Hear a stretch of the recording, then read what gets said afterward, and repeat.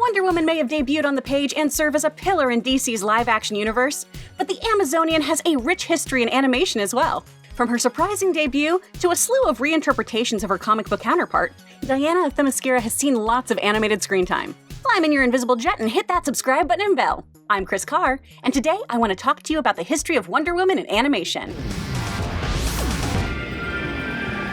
Before we dive in, I want to give a shout out to our wonderful donors on Patreon, including our super nerd sponsor of the day, Kevin Brown.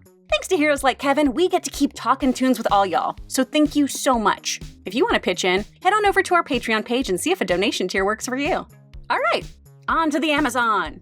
Despite making her debut in 1941 in All Stars Comics, Wonder Woman wouldn't appear in animation for another 31 years, and in a place I did not see coming. Princess Diana first graced the small screen in the animated Saturday morning series The Brady Kids, a spin-off cartoon based on the Brady Bunch sitcom in 1972. I was today years old when I learned the Brady Bunch had a cartoon spin-off. For why did that happen? But hey, good for them! While this wasn't an official adaptation of the character, the Brady Kids' Wonder Woman maintained her Greek origins in an episode aptly titled, It's All Greek to Me. The Brady Kids meet Wonder Woman and they're all somehow magically transported to ancient Greece in the midst of their Olympic Games. The kids compete against Greek athletes and perform incredibly well. But good old Wonder Woman is able to convince the kiddos to disqualify themselves so they don't alter history in any way. Meanwhile, at the Hall of Justice, Wonder Woman had moved on from featured guest star and took center stage in an animated project, 1973's Super Friends. This version of the character had the heroine's standard set of abilities we knew and loved from the comics, like super strength, she had her magic lasso, her bracelets, and of course, that sweet invisible jet. Her alter ego, Diana Prince, much like Barbie, held a multitude of different jobs. She was an Air Force intelligence officer, a NASA trainee, a UN employee, owner of a fashion boutique, and had a strong aptitude for chemistry. Wonder Woman was often kidnapped or brainwashed more than any other character in the series. So thank goodness all these dude bros were around to save this helpless, superpowered woman. The Super Friends series and all of its kitschiness has been lampooned by modern-day shows like Family Guy, Harvey Birdman, Attorney at Law, South Park, and Robot Chicken. Next came 1977's The All-New Super Friends Hour, which ran for a year on ABC.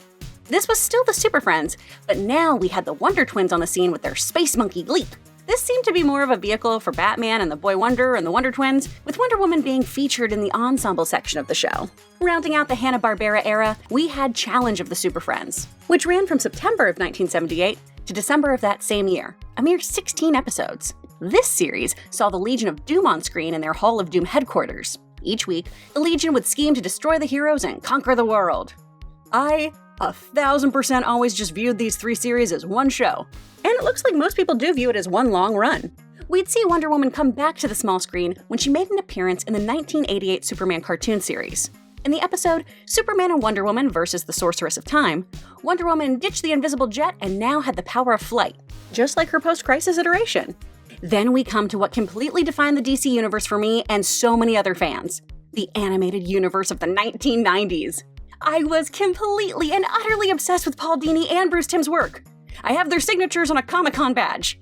And their shows were basically my gateway drug into comic books. We'd hear her mentioned by name in both 1996's Superman the Animated Series and in Static Shock in an episode set in 2040, in which she's still an active member of the League. But her screen presence didn't come until 2001's Justice League. This series ran through 2004 and stuck to the modern post-crisis incarnation of the character. Diana's Greek origins were written to stay closer to the original Greek and Roman mythologies, but adapted certain events, both mythological and Wonder Woman canon, to better fit the show's storyline. This Wonder Woman, like her comic counterpart, did have a romance, albeit a short-lived one, with Steve Trevor, but in a fun twist, she has to share a kiss at one point with Bruce Wayne. Ugh, I lost my freaking mind watching that. To be sure to differentiate this series from Super Friends, the producers chose to not use any sidekicks or junior members, or weird animal character pet things that they had. This is one of my favorite DC interpretations. The forming of the League, the heroes learning to work together and trust one another, the huge betrayal that comes from within the team. This series had everything. And it continued on with Justice League Unlimited, only now the team was ushering new heroes from the DC catalog to fit alongside them. This expanded series lasted 3 seasons. This show expanded on Diana and Bruce's attraction to one another, with the two more obviously flirting. However, the Bat was worried about developing a relationship with her because of their superhero duties, believing a relationship within the team, like say, the one between Green Lantern and Hawkgirl, could blow up in everyone's faces. Plus, Diana's immortality makes the idea of him just growing old around her something that Bruce seemed to take a real issue with. Regardless, the two definitely have feelings for one another, and it's one of my favorite Wonder Woman romantic pairings. I think a lot of that, though, is just because I really want Kevin Conroy's Batman to be happy. Like, I'm so invested in him. I'm just like, ugh, Kevin, yeah, we will find you love. You deserve it. In 2008, Wonder Woman appeared in 2 episodes of Batman the Brave and the Bold, Scorn of the Star Sapphire, and Triumvirate of Terror. In these episodes, she teams up with Batman to take on Baroness von Gunther, and then the combined threat of Joker, Lex Luthor, and Cheetah. This is a particularly fun episode because we have DC's big 3, Wonder Woman, Superman, and Batman, going up against their arch-enemies all at once!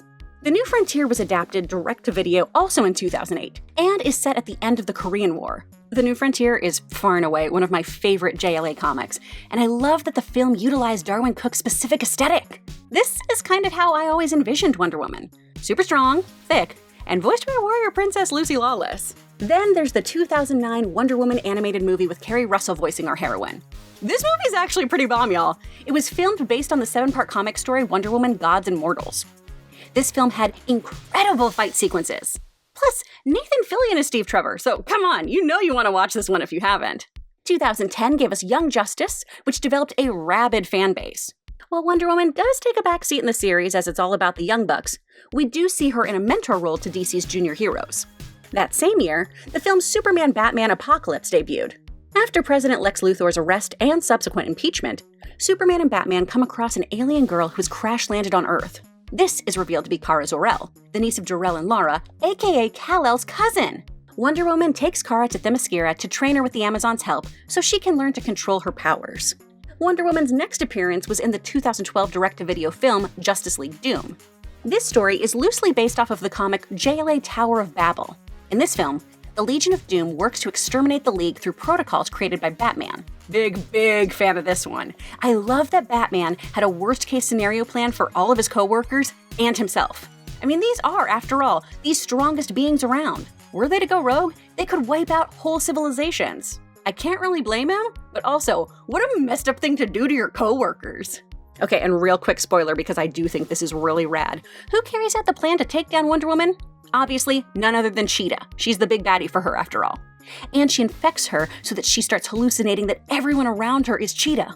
So the plan here was to exhaust Wonder Woman, killing her from a stress-induced heart attack or aneurysm. Like, guys, that's friggin' diabolical and brilliant. Of course, don't try to actually fight her. Have her just wear herself out and mess herself up. Oh, it's such a good, messed up plan. In 2013, the DCAU released the feature-length film Justice League: The Flashpoint Paradox.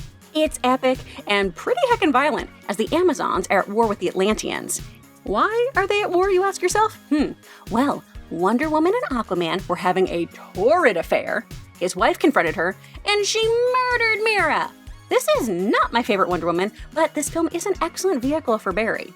Also, like, why does Wonder Woman want Aquaman in this? He doesn't even have a neck.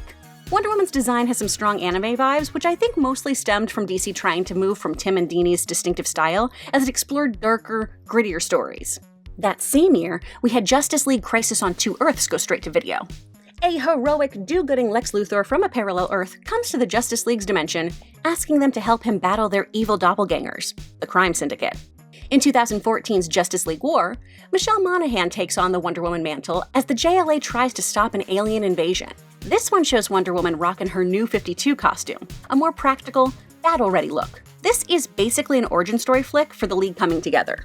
Taking a completely different turn, we see Wonder Woman go all blocky in 2014's The Lego Movie, with Colby Smulders voicing her. She returns in 2019's sequel, The Lego Movie: The Second Part. 2015's Justice League: Throne of Atlantis takes the League we met in war and throws Aquaman into the mix. Arthur Curry learns of his royal lineage and has the League aid him in a fight against his brother Ocean Master. Another 2015 flick, Justice League: Gods and Monsters, is another alternate universe take on our DC heroes. Batman is Man-Bat, Superman is the son of General Zod, and Wonder Woman is Becca, a new god of New Genesis. In 2016, the show Justice League Action premiered. This is one I had completely missed, y'all, and I was super excited to learn about it through this assignment. The animation style feels like an updated but nostalgic love letter to Bruce Timm's aesthetic, which makes sense as the art director worked for Tim. This show had a lot of comedic turns and had some really fantastic action sequences. So much so that I am shocked I didn't hear more about this one. I feel like this got looked over because DC fans were all still mourning the loss of Young Justice, and we basically just wanted more of that and were pretty turned off by anything that wasn't YJ on TV. Justice League vs. Teen Titans was released in 2016, and it pretty much is exactly what it sounds like. The Titans must face their mentors who have been possessed by Raven's father, Trigon. Continuing the trend of teen superheroes, 2016 also gave us DC Superhero Girls, an action-adventure animated series that follows teenage versions of Wonder Woman and other female DC heroes at a high school run by Amanda Waller. There, the adolescent supes must learn how to control their powers, all while facing the ultimate battle: high school. Yeesh. The show debuted as a short, then became a web series. Next, the teens pulled the DCAU's favorite move and released a buttload of straight-to-video features, such as DC Superhero Girls Hero of the Year, DC Superhero Girls Intergalactic Games, LEGO DC Superhero Girls Supervillain High, and DC Heroes Girls Legends of Atlantis. Eventually, the girls moved to Cartoon Network and are slated to return to the small screen at the tail end of this year. Another very telling title, The Death of Superman, came out to video in 2018. In this film, Wonder Woman, a member of the Justice League, fights and is almost killed by Doomsday. Superman is able to defeat the creature, but seemingly is fatally wounded in the battle. This Wonder Woman is voiced by Rosario Dawson, who would reprise the role in 2019's Reign of the Supermen. This one is filled with all kinds of super dudes: Cyborg Superman, Superboy, Steel, and, of course, Superman. I know, relegating Rosario Dawson as Wonder Woman in supporting roles, ugh. But do not fret, Rosario does get her moment in the sun in Wonder Woman BLOODLINES, which was released in 2019. This story first begins in 2014 when Diana meets Steve Trevor and ultimately decides to stay in man's world with him. 5 years later, she must contend with Dr. Poison, Giganta, Cheetah, and many more. Dawson would reprise her role as Diana in the Justice League Dark films, Justice League Dark, and 2020's Justice League Dark Apocalypse, which featured mystic DC characters such as John Constantine and Zatanna. Next, we have Justice League vs. the Fatal Five. In this film, Wonder Woman is working to recruit a new Green Lantern, Jessica Cruz, to the League. Taking a more comedic turn, Wonder Woman graced the big screen for Teen Titans Go to the Movies in 2018. The Teen Titans Go series had basically relegated our heroine to cameos. That is until Season 4's Justice League's Next Top Talent Idol star. But she didn't speak at all in that episode. She didn't speak at all until the feature film. 2019 gave us the gift that is the animated Harley Quinn series. And with it came appearances by the Amazon Warrior. She made her debut 3 episodes in So You Need a Crew, when a villain calls Diana the C-word. According to Harley, if he had just had a crew, they would have encouraged him to just call her the B-word. Wonder Woman continued to pop up here and there, and in the second season, she even got flirty with the Bat thanks to Ivy's pheromones. That same year, Wonder Woman also joined forces with those meddling kids when she guest starred in an episode of Scooby-Doo Guess Who. I love Wonder Woman getting back to her Hanna-Barbera roots, and a really cute touch in the episode is how much Diana adores Scoob and how much she puts him at ease and makes him feel less scared. I mean, he even jumps in the invisible jet! The bravery, of course, is short-lived, but it is adorable. Last but certainly not least, in February of 2020, Wonder Woman made an appearance in the direct-to-video feature Superman Red Son, a what-if story that explores what could have happened if Kal-El had crash-landed and was consequently raised in the Soviet Union. And there you have it!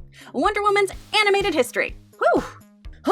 But of course, this is just a glimpse of all the animation Wonder Woman has appeared in. What I want to know is, what are the series that stand out to you? What is your go-to Wonder Woman? And please, you guys, let me know if I left out any details that you think are integral to knowing about Diana Prince's place in animation. I'm not Wonder Woman. I'm a mere mortal who maybe made some mistakes, so call me out if I did. If you liked this video, give it a like, and you can click to the left for more cartoon content. Thank you so much again to all of our donors on Patreon, and thank you guys for watching. I'll see you, Space Cowboy.